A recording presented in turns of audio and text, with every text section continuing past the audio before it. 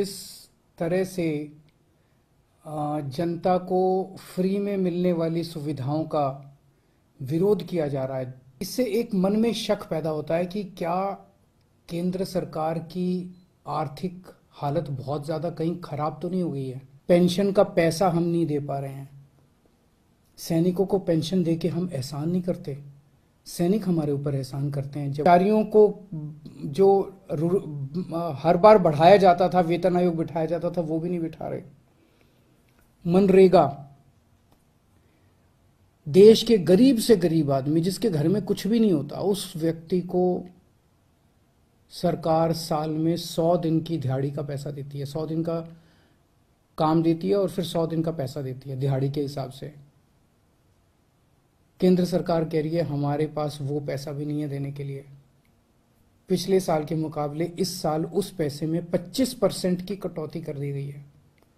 देश के सबसे गरीब, सबसे मजदूर आदमी, किसान मजदूर, रिमोट इलाकों में जो देश में रहते हैं, गांव में रहते हैं, वो लोग दिहाड़ी के हिसाब से साल में 100 दिन की दिहाड़ी करते थे और सरकार उनको गड्ढे खोदने का काम करते थे, कहीं कुछ सड़क बनाने का काम करते थे, उनको सरकार 100 दिन की दिहाड़ी दिया करती थी। उसमें भी कटौती कर दी गई है। सरकार कह रही है पैसा नहीं है। केंद्र सरकार जितना टैक्स इकट्ठा करती है देश भर से, उसमें से एक हिस्सा राज्यों को देती है। अभी तक ये था कि 42% उस टैक्स का हिस्सा राज्यों को देना होता था। पिछले कुछ वर्षों में ये भी घटा के 29-30% कर दिया गया है। राज्यों को जो पैसा केंद्र सरकार देती है उसकी भी कमी कर दी गई है। कह रहे हैं पैसा नहीं है। आखिर गया कहां केंद्र सरकार का सारा पैसा? 2014 में जितना टैक्स इकट्ठा करती थी केंद्र सरकार, उससे तो दुगना तिगुना टैक्स इकट्ठा हो रहा है आज की डेट में। ये सारा पैसा जा कहां रहा है? आजादी के बाद से आज तक 75 साल मना रहे हैं हम आजादी के। पहली बार एक गरीब आदमी की गेहूं और चावल के ऊपर टैक्स लगाया गया, खाने पीने की चीजों पे टैक्स लगाया गया है। कभी नहीं लगाया, किसी सरकार ने नहीं लगाया। सबसे क्रूर चीज है ये। एक बिल्कुल गरीब आदमी, एक भिखारी जिसके पास कुछ नहीं होता, वो भी मार्केट से जब गेहूं और चावल अब खरीद के लाएगा, उसको उस पर टैक्स देना पड़ेगा। किसी सरकार ने इतना क्रूर कदम नहीं उठाया था। गेहूं पे टैक्स लगा दिया, चावल पे टैक्स लगा दिया, गुड़ के ऊपर टैक्स लगा दिया, शहद पे टैक्स लगा दिया, छाछ पे टैक्स लगा दिया, लस्सी पे टैक्स लगा दिया, दही पे टैक्स लगा दिया, पनीर पे टैक्स लगा दिया। क्या जरूरत पड़ गई? क्या ऐसी क्या हालत हो गई केंद्र सरकार की कि गरीब से गरीब आदमी के खाने के ऊपर टैक्स लगाने की नौबत आ गई, जो आज तक 75 साल में कभी नहीं हुआ था।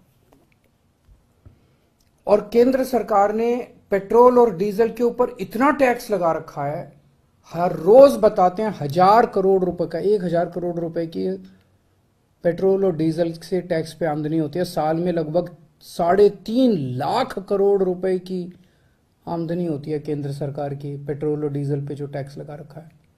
कहां गया ये सारा पैसा? और अब कह रहे हैं कि सारी जितनी सुविधाएं जनता को फ्री में मिलती हैं वो बंद होनी चाहिए। सारे सरकारी स्कूल या तो बंद किए जाएं और या सारे सरकारी स्कूलों में बच्चों से फीस ली जाए, ऐसा कह रहे हैं ये लोग। आप सोच के देखो, अगर सरकारी स्कूलों में फीस लगने लग गई, देश के कोने कोने के अंदर सरकारी स्कूल, वैसे ही सरकारी स्कूलों के अंदर पढ़ाई खराब है, और अगर सरकारी स्कूलों में फीस लगने लग गई तो बच्चों को तो कोई नहीं पढ़ा पाएगा।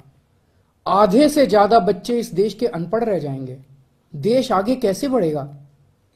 कह रहे हैं कि सारे सरकारी अस्पतालों के अंदर अब पैसे लगने चाहिए। सरकारी अस्पतालों में जो फ्री का इलाज होता है वो बंद होना चाहिए।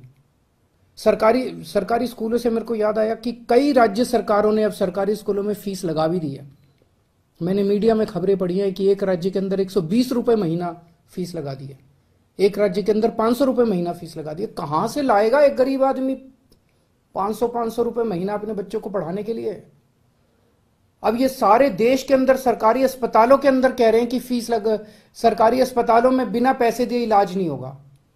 गरीब आदमी के पास इलाज कराने के पैसे नहीं है, वो कहां से लाएगा पैसे इलाज कराने के लिए?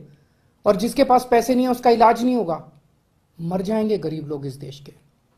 और अब ये कह रहे हैं कि इलाज राशन भी, फ्री का राशन भी बंद होगा। फ्री नहीं होना चाहिए, फ्री का राशन भी बंद कर देना चाहिए।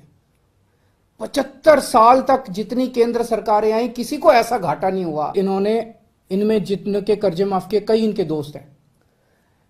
सरकारी पैसे से इन लोगों ने सुपर रिच लोगों के, अरबपति लोगों के 10 लाख करोड़ रुपए के कर्जे माफ कर दिए। किसी के 7,000 करोड़ रुपए माफ कर दिए, किसी के 10,000 करोड़ रुपए माफ कर दिए, किसी के 5,000 करोड़ रुपए माफ कर दिए।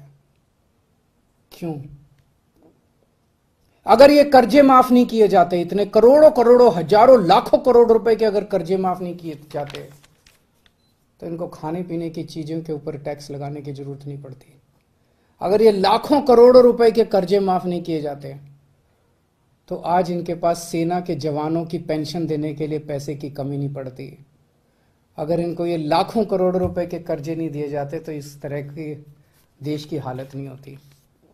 एक और चीज पता चली है, अरबपति